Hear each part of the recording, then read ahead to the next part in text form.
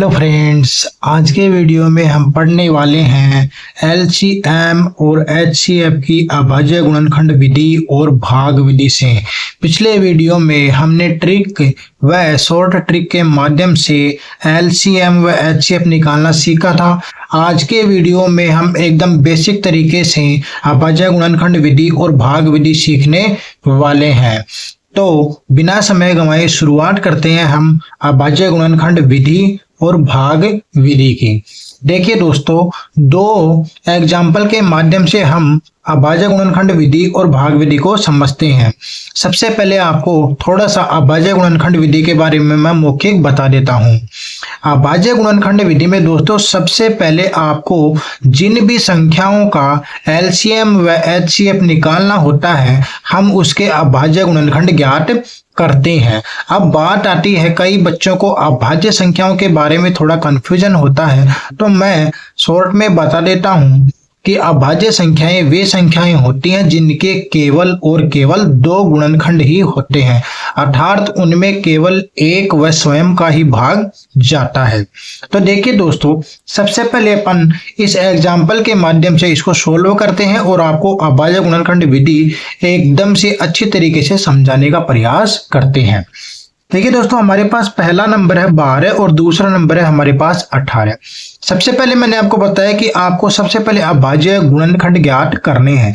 जैसे हमारे पास 12 है तो आप सबसे पहले क्या करेंगे, 12 के अभाज्य गुणनखंड निकालेंगे। तो देखिए 12 के अंदर जो आप सबसे पहले अभाज्य संख्याओं का ही केवल भाग लगाना होता है आपको, इसका नाम ही क्या है, अभाज्य गुणनखंड। तो सबसे पहले आपको अभाज्य संख्याओं का भाग लगाना होता है। आप देखेंगे कि 12 के अंदर जो पहला नंबर है हमारे पास अभाज्य है, अर्थात प्राइम नंबर, उसमें 2 का भाग आसानी से चला जाएगा, अर्थात 2 हमारे पास पहला प्राइम नंबर भी होता है। ठीक है दोस्तों, हमारी वीडियो के माध्यम से आपको बेसिक चीजें बहुत ज्यादा से ज्यादा सीखने के लिए मिलेंगी, तो आप जुड़े रहें। अब देखिए 2 का भाग आप लगाएंगे 12 में तो 6 बार आसानी से चला जाता है। ठीक है दोस्तों, उसके बाद हमारे पास क्या होता है कि 6 के अंदर भी हम देखते हैं कि 2 का भाग आसानी से चला जाता है। तो ठीक है, कितनी बार जाएगा, 3 बार जाएगा, 2 3 6। उसके बाद हम देखते हैं कि दोस्तों यहाँ पे 2 का भाग नहीं जाता, क्योंकि 3 क्या है, 3 खुद एक अभाज्य नंबर है।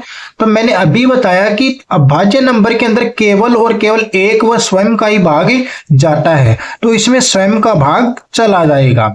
और कितनी बार जाएगा, 1 बार जाएगा।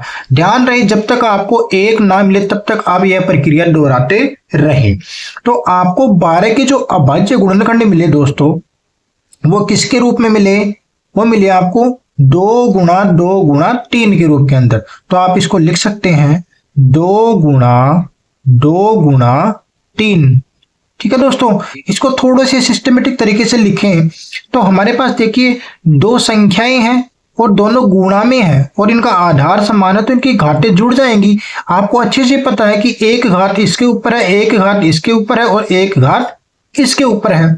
आपने नियम पढ़ा है अच्छे से कि जब 2 संख्याएं गुणा में हो और उनका आधार समान हो तो उनकी घातें जुड़ जाती हैं, अर्थात 2 के घात पे कितना हो जाएगा, 1 + 1 कितना, 2 हो जाएगा, और 3 के पावर आपके पास यहाँ पे केवल 1 रहेगा। ठीक है दोस्तों, इसको ऐसे सिस्टमेटिक तरीके से आप लिख लेंगे। नेक्स्ट अपन बात करते हैं 18 की। ठीक है दोस्तों, जैसा आपने 12 के साथ किया है आपको उसी प्रकार से 18 के साथ करना है।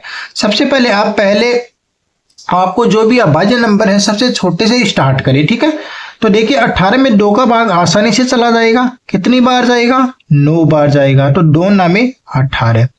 अब आप देखते हैं कि 9 के अंदर 2 का भाग तो जाने से रहा, तो अगला प्राइम नंबर हम देखते हैं वो हमारे पास कितना है, 3।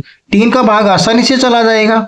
कितनी बार जाएगा, 3 बार जाएगा, तो 3 3 9, और 3 खुद क्या है, एक प्राइम नंबर है, अर्थात अभाज्य नंबर है, तो 3 में 3 का ही जाएगा। ठीक है दोस्तों, तो इस प्रकार आपको 18 के जो अभाज्य गुणनखंड है वो किसके रूप में मिले, 2 गुणा 3 गुणा 3 के रूप में। तो आप इसको यहाँ पे लिख दें 2 गुणा 3 गुणा 3 के रूप में।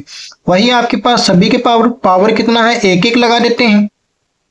थोड़ा सिस्टमेटिक तरीके से इसको लिखते हैं तो दोस्तों 2 के पावर 1 तो 2 ही रहेगा, लेकिन यहाँ पे देखिए दोनों का आधार समान है, संख्याएं गुणा में है तो घाटे आप जोड़ सकते हो, तो 3 के पावर 1 प्लस 1 कितना हो जाएगा, 2 हो जाएगा दोस्तों। ठीक है दोस्तों, आई होप आपको वीडियो अच्छा लग रहा हो और आपको समझ में आ रहा हो। अगर समझ में आ रहा हो तो दोस्तों चैनल को सब्सक्राइब अवश्य कर लें।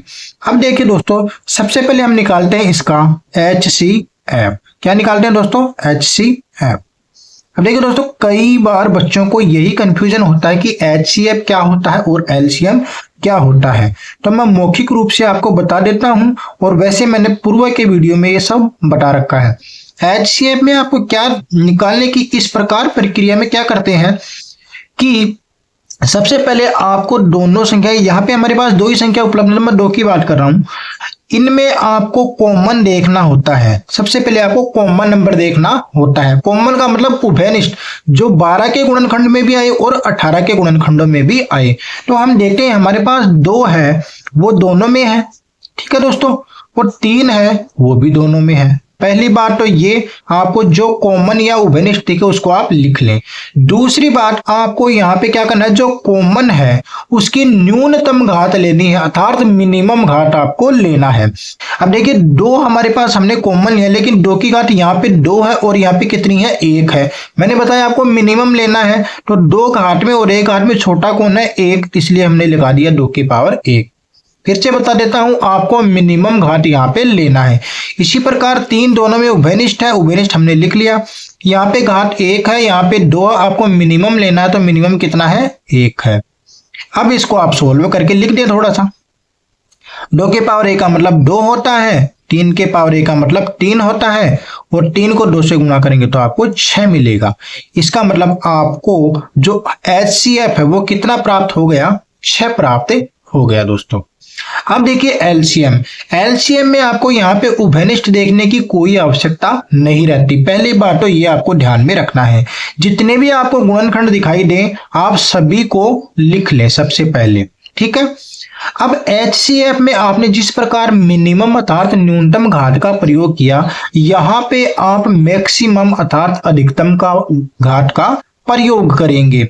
यहाँ पे न तो आपको उभयनिष्ठ देखना, आपको जो भी आपके पास गुणनखंड प्राप्त होते हैं सभी को लिख लेना है, और सभी की मैक्सिमम अर्थात अधिकतम घात लेनी है। किसमें, LCM में। तो 2 का अधिकतम घात कितना है, 2, तो हम लिख देते हैं यहाँ पे 2। 3 का अधिकतम घात कितना है, 2, तो हम लिख देते हैं यहाँ पे 2। अब इसको सोल्व कर लीजिए। 2 के पावर 2 का मतलब कितना होता है, 4, और 3 के पावर 2 का मतलब कितना होता है, 9। 9 को 4 से गुणा करोगे तो आपको कितना मिलेगा, 36 मिलेगा। इस प्रकार आपको LCM कितना प्राप्त हुआ, 36। तो ये तो थी दोस्तों हमारी अभाज्य गुणनखंड विधि, जो मैंने आपको स्टेप बाय स्टेप पढ़ाई, आपको समझ में आया होगा। अब देखते हैं हम भाग विधि से किस प्रकार से LCM व HCF निकालते हैं। देखिए दोस्तों, भाग विधि से आपको सबसे पहले LCM निकालने के लिए आप क्या करेंगे, 12,18 आपको इस प्रकार से लिख लेना है, दोनों को साथ में। जितनी भी हमारे पास यहाँ पे 2 संख्या, जितनी भी संख्या हो आपको साथ में लिख लेना है।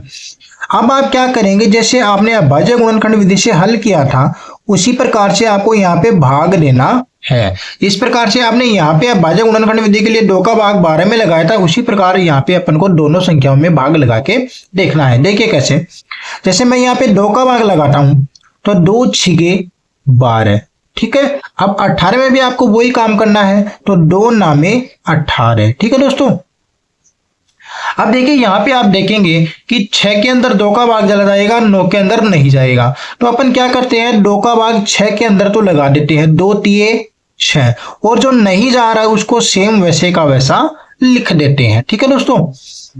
जिसमें भाग जा रहा है उसको अपन भाग लगा के लिख देते हैं, नहीं जा रहा है उसको सेम वैसे का वैसा लिख दिया। अब देखिए 3 और 9 में दोनों में 3 का भाग चला जाएगा, तो 3 एकम 3 और 3 तिये 9, इस प्रकार से आपको भाग लगाते चलना है। अब फिर से देखिए यहाँ पे 3 का भाग जा रहा है, यहाँ पे तो आपको 1 प्राप्त हो, यहाँ पे तो आपको कुछ करना ही नहीं, 3 एकम 3। वही प्रोसेस है, जब तक 1 प्राप्त न हो अंत तक आप यहाँ पे भाग की प्रक्रिया दोहराते रहें। अब आपको जो यहाँ पे, जैसे हमारे पास यहाँ पे जो अभाज्य गुणनखंड मिले थे, जो गुणनखंड मिले थे वही आपको यहाँ पे मिले हैं। तो LCM के लिए आप क्या करेंगे, LCM के लिए आप सभी को गुणा करके लिखेंगे। जैसे देखिए 2 गुणा 2 गुणा 3 गुणा 3। ठीक है दोस्तों, अब आप इनको गुणा करके लिख दें। देखिए 2 को 2 से करेंगे मल्टीप्लाई तो आपको 4 मिलेगा, 3 को 3 से मल्टीप्लाई करेंगे तो 9 मिलेगा, और 9 को 4 से मल्टीप्लाई करेंगे तो आपको 36 मिलेगा। अर्थात वो का वो प्रोसेस रहता है। एलसीएम कितना मिला आपको? 36। ठीक है दोस्तों, यहाँ पे क्या होता है, आपको गुणनखंडों में अलग अलग देखने के लिए होता है, यहाँ पे आपको एक साथ निकल जाता है। अब देखिए भाग विधि से अपन ने एलसीएम तो निकाल लिया, अब अपन क्या करते हैं, अब अपन निकालते हैं इसका एचसीएफ। इसको निकालने के लिए हम क्या करते हैं, देखिए दोस्तों आपके पास यहाँ पे 2 नंबर है 12 और 18। आप क्या करते हैं, जो बड़ा नंबर होता है, जो बड़ा नंबर होता है, इसमें आप क्या करते हैं, छोटे वाले नंबर का भाग लगाना स्टार्ट करते हैं। तो हमने क्या किया, हमारे पास छोटा नंबर 12 है और बड़ा नंबर कौन सा है? 18। तो भाग लगाएंगे तो 12 एकम 12, एक बार चला जाएगा। शेष हमारे पास कितना मिला? 18 में से 12 निकालेंगे तो 6 मिलेगा। आपको क्या करना है, जो शेषफल आ रहा है उसको जिस संख्या से अपन ने भाग लगाया है उसी में आपको फिर से भाग लगा देना है। क्या करना है? उसी में भाग लगा देना है। ठीक है दोस्तों, तो देखिए 6 दूना 12, कितना मिला आपको? 6 दूना 12। आपको यहाँ पे शेषफल क्या मिल गया? 0। अर्थात यहाँ पे आपका भाग कंप्लीट हो गया। आपको ध्यान में रखना, आपने जिस नंबर का सबसे अंत में भाग लगाया है, क्या बोल रहा हूं मैं, जिस संख्या का आपने अंत में भाग लगाया है वही हमारा क्या होता है? HCF होता है, अर्थात हाईएस्ट कॉमन फैक्टर होता है। तो इस प्रकार आपने देखा कि दोनों प्रक्रियाओं के अंदर अपन को सेम आंसर मिल रहे हैं। यहाँ पे अपन को क्या ध्यान में रखना है कि एलसीएम निकालने के लिए दोनों संख्याएं साथ में लिखनी है और आप गुणनखंड करते जाएं, अंत में सारे गुणनखंडों को गुणा कर लें। भाग विधि से एचसीएफ निकालने के लिए सबसे पहले आप क्या करेंगे, जो छोटा नंबर है उसको बड़े वाले नंबर से भाग करेंगे। जो भी आपको शेषफल मिलता है उस शेषफल का फिर से इस 12 में आपने भाग लगाया तो आपको शेष 0 जब तक ना मिले तब तक आप भाग लगाने की प्रक्रिया दोहराते रहें। तो आपको करना यही है, जो शेषफल आता है उसको फिर से भाग दें। ठीक है, इस प्रकार आपको एचसीएफ क्या मिल गया? 6 मिल गया। आई होप दोस्तों आपको वीडियो अच्छा लगा हो। वीडियो अच्छा लगा हो तो लाइक, कमेंट और शेयर अवश्य करें और चैनल को ज्यादा से ज्यादा सब्सक्राइब अवश्य कर लें।